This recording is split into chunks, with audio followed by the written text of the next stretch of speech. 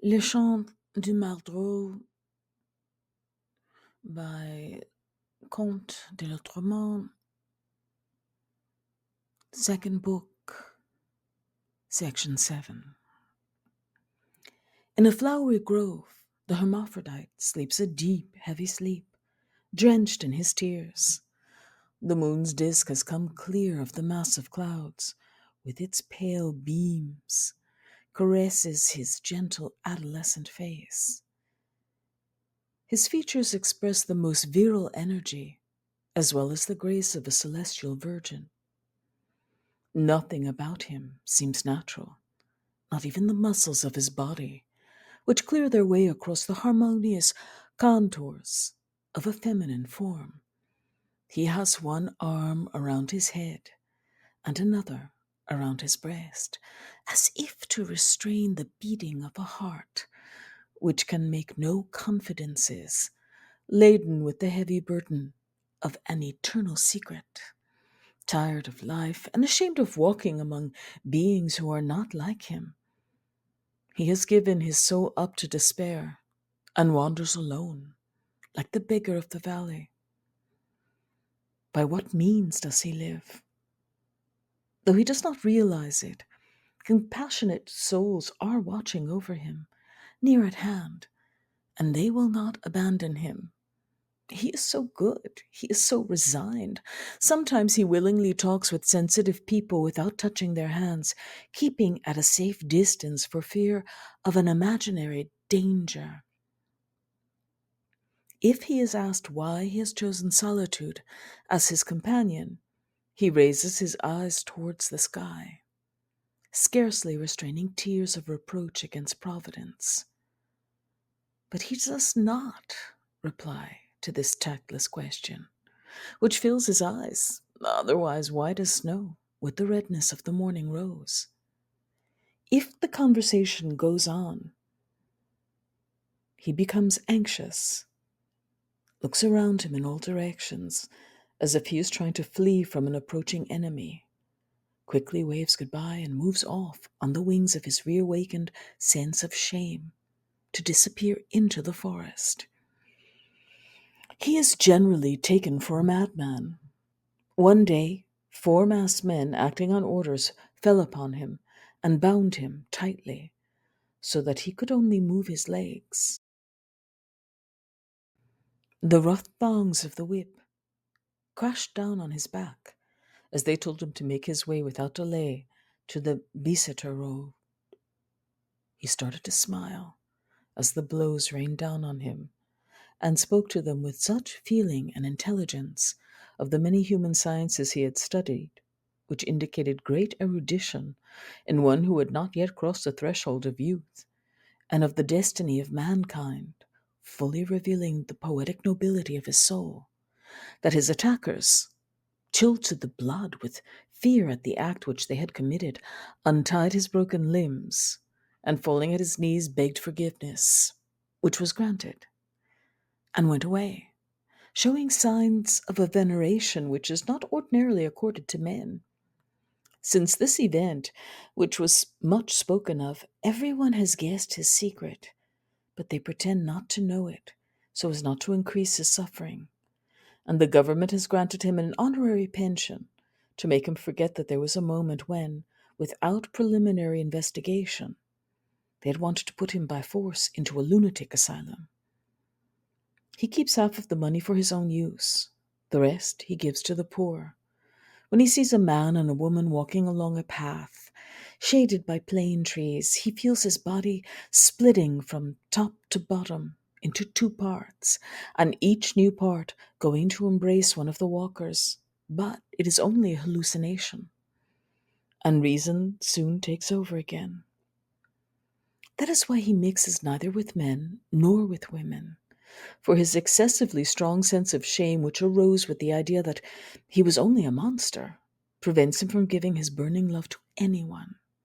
He would consider it self-profanation and profanation of others.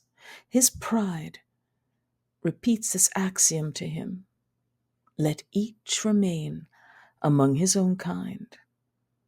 His pride, I say, because he fears that by sharing his life with a man or a woman, he will sooner or later be reproached as if it were a dreadful crime for the conformation of his body.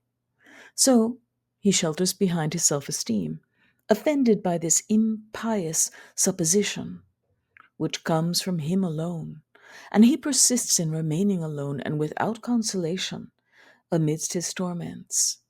There, in a flowery grove, the hermaphrodite sleeps a deep, heavy sleep, drenched in his tears. The birds, waking, contemplate, enraptured, this melancholy figure through the branches of the trees, and the nightingale will not sing its crystal-toned cavatinas. The presence of the unhappy hermaphrodite has made the wood as august as a tomb. O wanderer, misled by your spirit of adventure to leave your father and mother from the earliest age, by the suffering you have undergone from thirst in the desert, by the homeland you are perhaps seeking after long wanderings as an outlaw in strange lands, by your steed, your faithful friend, who with you has borne exile and the inclemency of the climes which your roaming disposition has brought you through, by the dignity which is given man by journeys through distant lands and unexplored seas, amid the polar ice floes or under the torrid desert sun. Do not touch with your hand, like a tremor of the breeze, these ringlets of hair on the ground among the grass. Stand back several steps, and you will be acting more wisely. This hair is sacred. It is the wish of the hermaphrodite himself. He does not wish this hair, perfumed by the mountain breeze, to be kissed religiously by human lips, nor his brow, which shines at this moment like the stars which has fallen from his orbit, passing through space and on to this majestic brow, which it surrounds with its diamantine brightness, like a halo. Night, casting off sadness, puts on all its charms to feed the sleep of this incarnation of modesty, this perfect image of angelic innocence. The gentle humming of insects is less audible. The branches of trees bend their bushy heights over him to protect him from the dew, and the breeze, plucking the strings of its melodious harp, sends its joyous harmonies through the universal silence towards those closed eyelids which are dreaming that they are present at the cadence concert of the spheres. He dreams that he is happy, that his bodily nature has changed, or that at least he has flown off a dark red cloud towards another sphere, inhabited by beings whose nature is the same as his.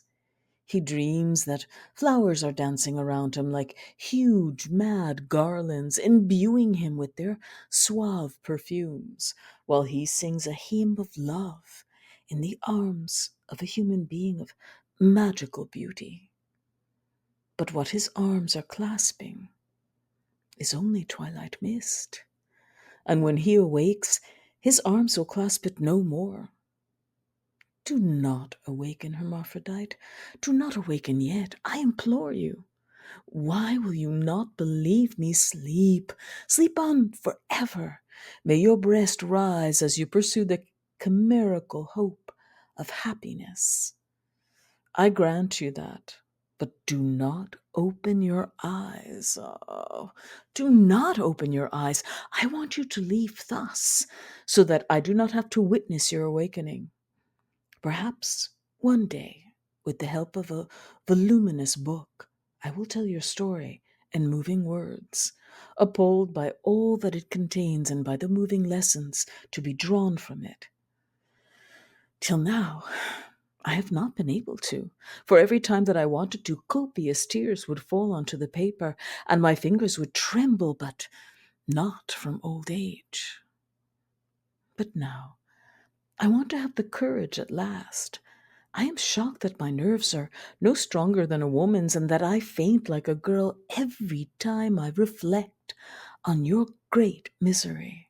Sleep, sleep on, but do not open your eyes. Ah, do not open your eyes. Adieu, hermaphrodite. I will not fail to pray every day for you. If it were for myself, I should not pray.